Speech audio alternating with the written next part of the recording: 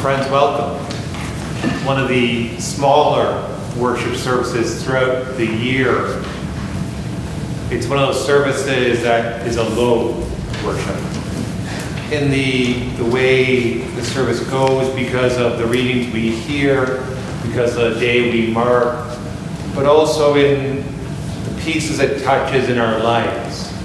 I know many people who don't like Good Friday, who won't come for worship on Good Friday. And often they say, "Look, I don't like the stories." And that's true. The stories are difficult that we hear of Jesus' death, of betrayal, of the worst being lifted up. But it's also a Sunday, a worship service that touches some deep pain within us. It touches the pains of the world. It's an honest worship service. A service that speaks to places of war and violence and heartbreak and depression. A service that stirs those difficult places in our lives, in our homes, in our families, in our community, and in our world. And here we are, gathered on this, a not so good Friday.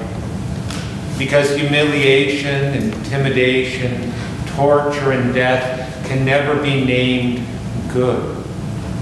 It can never be named holy. We gather on this day that finds its name not rooted in the idea of good, but in the word God. We gather on this day, on this God Friday, not good God. Because in the midst of the stories speaking to the most horrific, the arrest of a prophet who saw a better way for all, the torture of a man who revealed and revered God's presence in the everyday places, the execution of a Messiah who offered the promise of freedom and liberation through a path of peace, compassion, love, and justice. The crucifixion of Emmanuel, God with us. In the midst of this, the most horrific, we search desperately for a sign that God is here. Here in the stories that greet us today, here in the feelings and experiences that stir and linger within us, in this Good Friday and on all the Good Friday places of this world. So we gather today to hear the stories, to allow our hearts to be opened and our lives to be moved on this, a not so good Friday, but perhaps a God Friday. I invite you to join with me in singing "When I Survey the Wondrous Cross."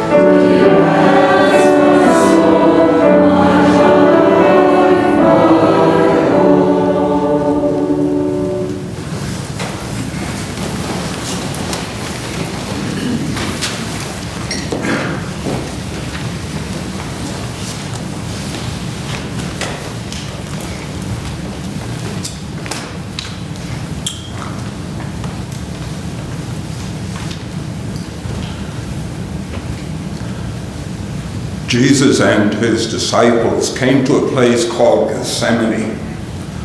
Jesus said to them, "Sit here while I pray." He took Peter, James, and John along with him. He began to feel despair and was anxious. He said to them, "I'm very sad.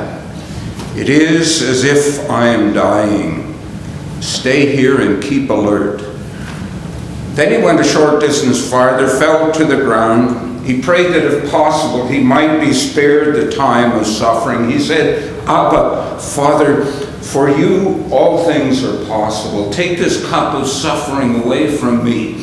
However, not what I want, but what you want." He came and found them sleeping. He said to Peter, "Simon, are you asleep? Couldn't you stay alert for 1 hour? Stay alert and pray that you won't give in to temptation. The spirit is eager, but the flesh is weak." Again he left them and prayed, repeating the same words.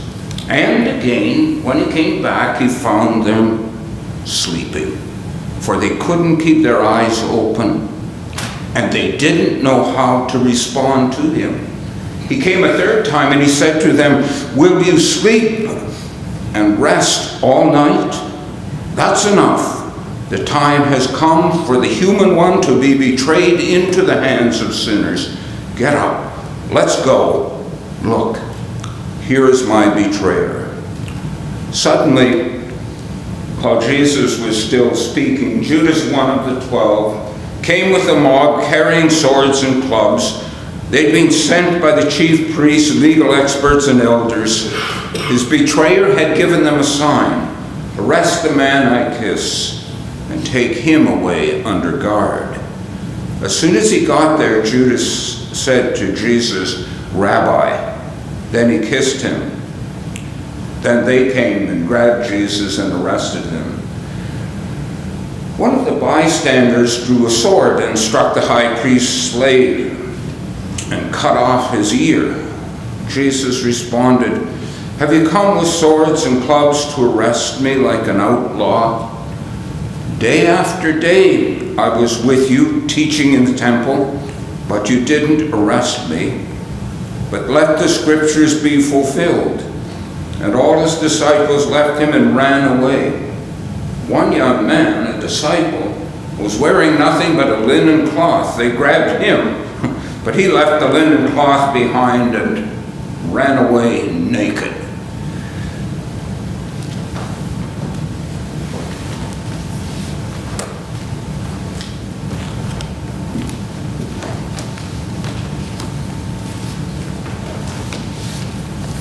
Awe-inspiring symbol of a fearless, compassionate, and just way for humanity.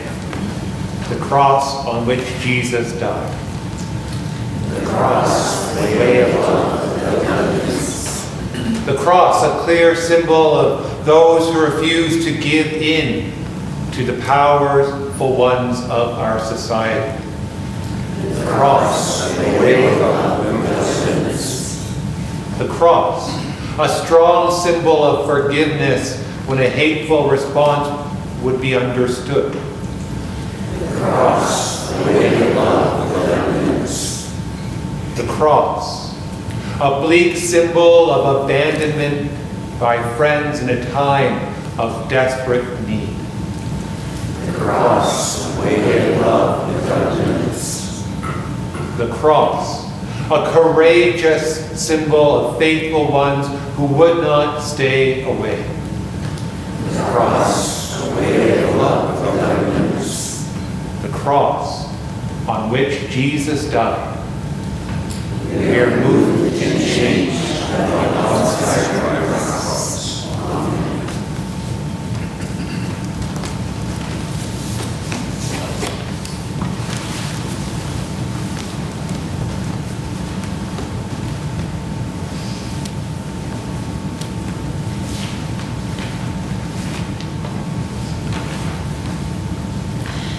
They led Jesus away to the high priest, and all the chief priests, elders, and legal experts gathered.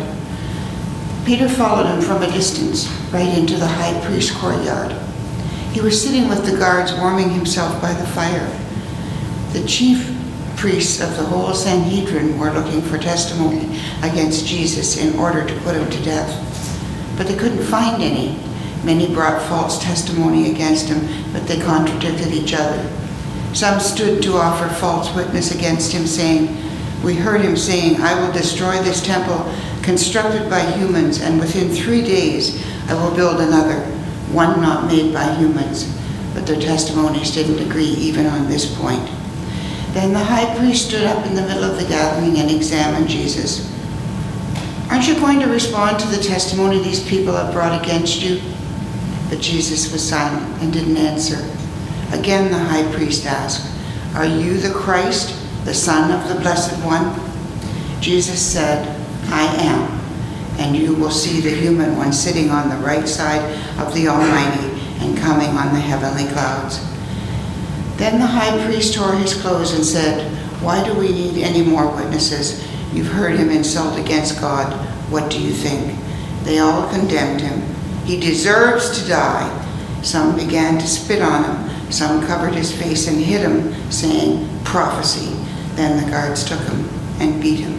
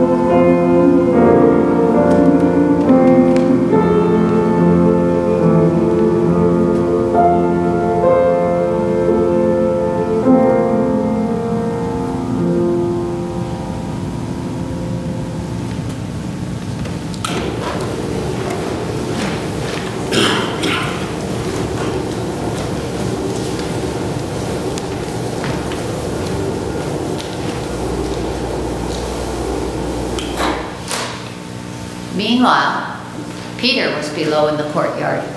A woman, one of the high priest's servants, approached and saw Peter warming himself by the fire. She stared at him and said, "You were also with the Nazarene Jesus." But he denied it, saying, "I don't know what you're talking about. I don't understand what you're saying."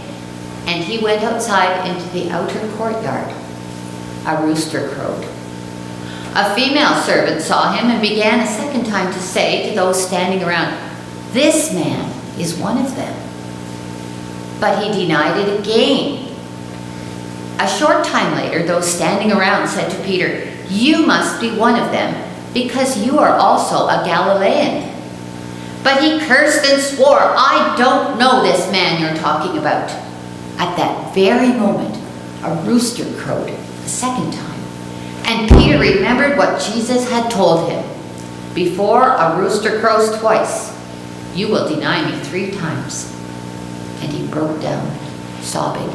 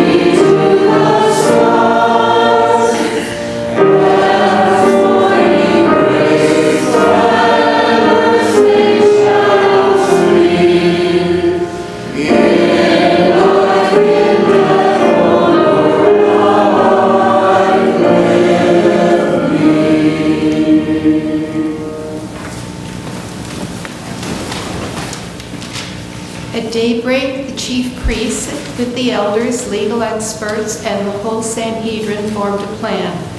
They bound Jesus, led him away, and turned him over to Pilate. Pilate questioned him, "Are you the king of the Jews?" Jesus replied, "That's what you say." The chief priests were accusing him of many things. Pilate asked him again, "Aren't you going to answer? What about all these accusations?" But Jesus gave no more answers, so that Pilate marveled. During the festival, Pilate released one prisoner to them, whomever they requested.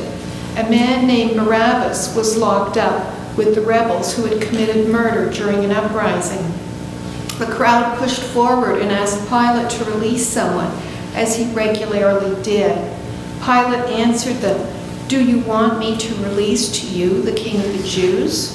He knew that the chief priests had handed him over because of jealousy.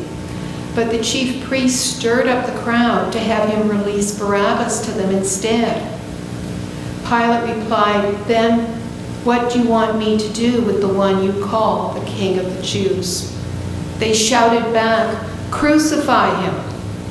Pilate said to them, "Why? What wrong has he done?" They shouted even louder, "Crucify him!"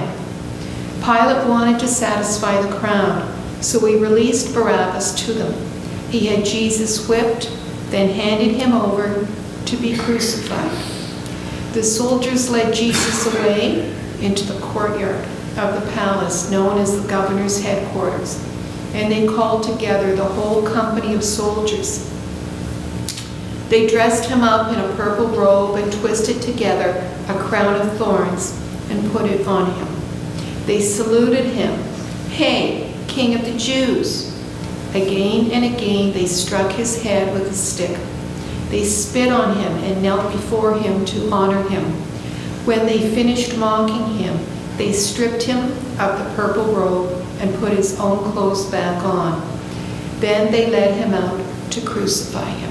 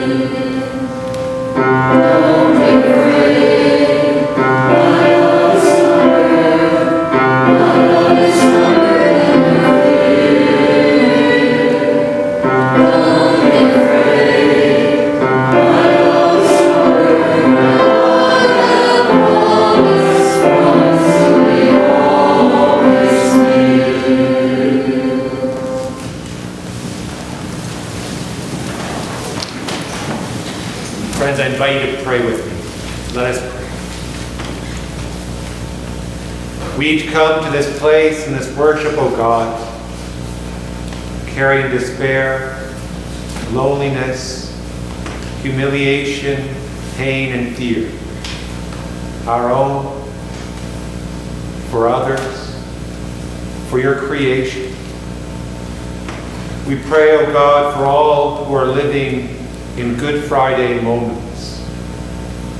We pray from the depths of despair for all feeling hopelessness, for all who struggle to see the possibility a new day can bring, for all who struggle to see a future beyond their own pain or the brokenness around them.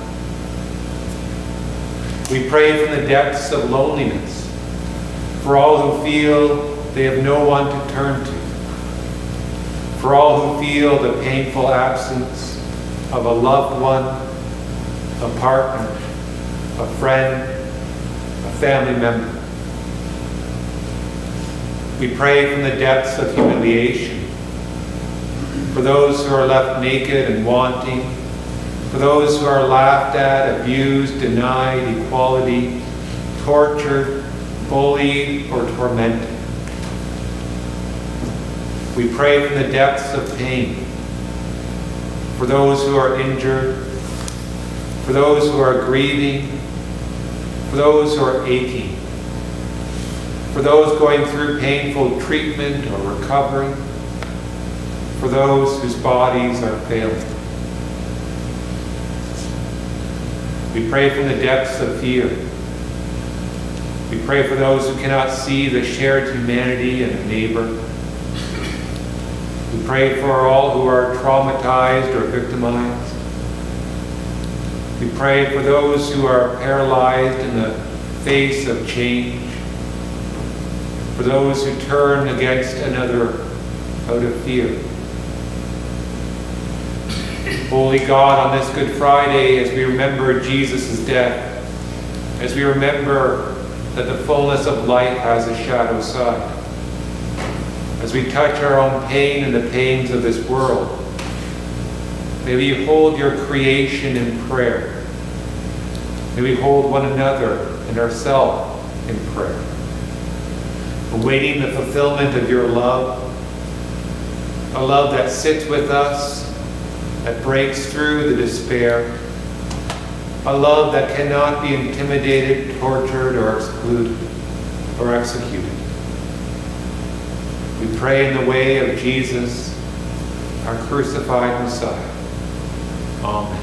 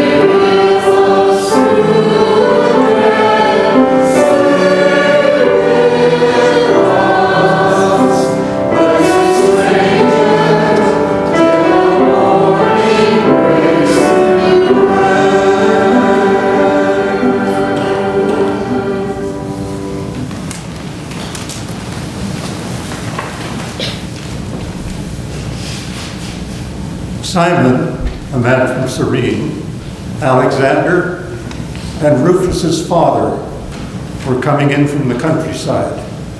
They forced him to carry his cross. They brought Jesus to a place called Golgotha, which means skull place. They tried to give him wine mixed with myrrh, but he didn't take it. They crucified him. They divided up his clothes, drawing lots for them to determine who would take what. It was 9 in the morning when they crucified him. The notice of the formal charge against him was written, "The King of the Jews." They crucified 2 outlaws with him, one on his right and one on his left. People walking by insulted him, shaking their heads and saying, "Ha! So you were going to destroy the temple and build it in 3 days, were you? Save yourself and come down from that cross." In the same way, the chief priests were making fun of him among themselves, together with the legal experts. He saved others, they said, but he can't save himself. Let the Christ, the King of Israel, come down from the cross. Then we'll see and believe.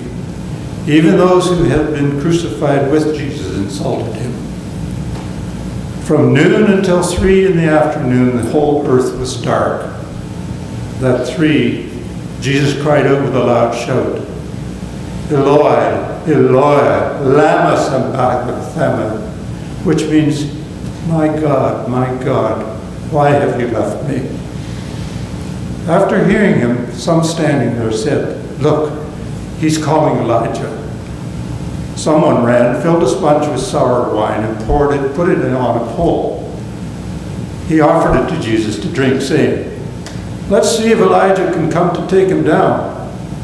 But Jesus let out a loud cry and died. The curtain of the sanctuary was torn in two from top to bottom. When the centurion who stood facing Jesus saw how he died, he said, this man was certainly God's son. Some women were watching from a distance, including Mary Magdalene and Mary, the mother of James, the younger one, and Joseph and Salome.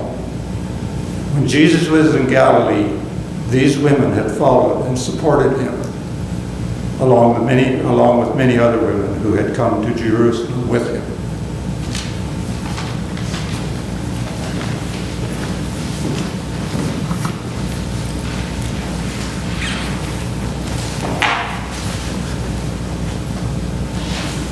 When we came in, we were given a stone. You may have been holding the stone the whole time during the service. You may have stuck it in a pocket or beside you. I invite you to hold it now. It's interesting, sometimes the stones connect with us in some way, something about what they look like or feel like. If you forgot to get a stone, don't worry, there's some by each handrail in front here. I invite you to pick it up and to hold it in your hand. Many of us carry stones in our lives, pieces of our life, experiences, burdens, traumas that we carry that hold us back, that bring us pain, that weigh us down. Some of the stones in our lives we need to hold on to for a while, to examine them, to reflect upon them, to learn and to grow from them. Many of the stones in our lives, we need to learn to let others help us carry. And almost always there comes a time when we need to learn to release the stones, those burdensome things in our lives, into something greater that will bring us healing, a deep and holy and unending love. Stones held in the hand absorb. They warm up with our body heat. They take in the oils from our hands. Allow the physical stone in your hand to absorb those heavy pieces of your life. Stones are strong. They can take all that we pour into them. Invite us into a moment of prayerfulness as we pray. Oh God, help us to pour what we need to into these stones. To not fear the pain, the failures, the fears, the lost dreams, the difficult places, those things that weigh us down, that trip us up, that block our path. Help us to pour them into these stones through prayer. And in silence we name to you our weighty offering.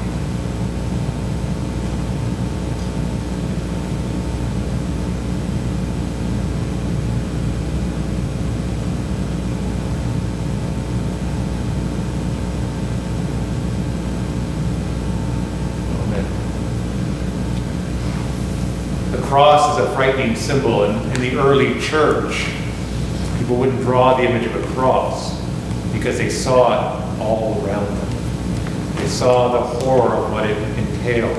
It's a pretty frightening symbol, but it can also be, as Christians learn, a symbol of love. It can be a wondrous reminder of the love that can transform even the most terrifying or destructive or broken places in our lives and in our world. Jesus' cross shows us God's daring love, a love that will not hold back in the face of the suffering of others, a love that will not return violence for violence, but will transform the world in peace and love, a love that will never give up hope and never release the promise of creation's goodness and our promise and potential.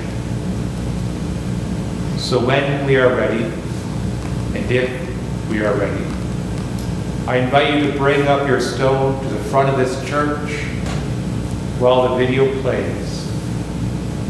Place it at the foot of the cross in this circle of loving community.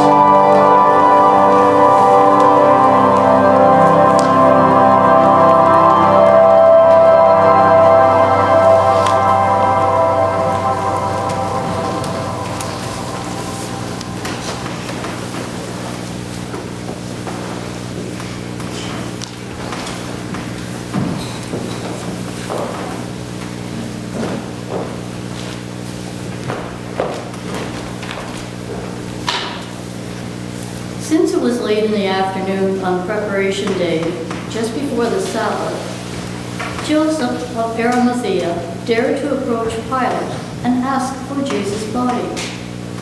Joseph was a prominent council member who also eagerly anticipated the coming of God's kingdom. Pilate wondered if Jesus was already dead. He called the centurion and asked him whether Jesus had already died. When he learned from the centurion that Jesus was dead, Pilate gave the dead body to Joseph. He bought a linen cloth, took Jesus down from the cross, wrapped him in the cloth, and laid him in a tomb that had been carved out of rock. He rolled a stone against the entrance of the tomb. Mary Magdalene and Mary, the mother of Joseph, saw where he was buried.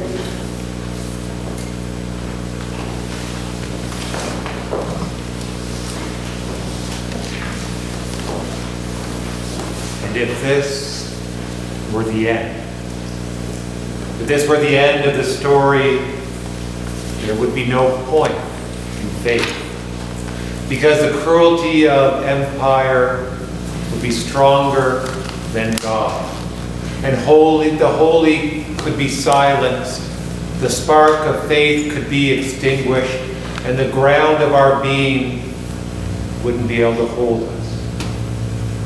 And if this were the end of the story, there would be no point in discipleship, because Jesus would have been wrong, and hate is stronger than love, and fear is stronger than courage, and injustice is stronger than justice.